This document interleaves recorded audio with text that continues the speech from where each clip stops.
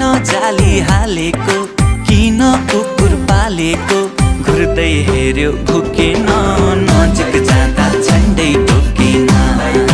घुर्दै हेर्यो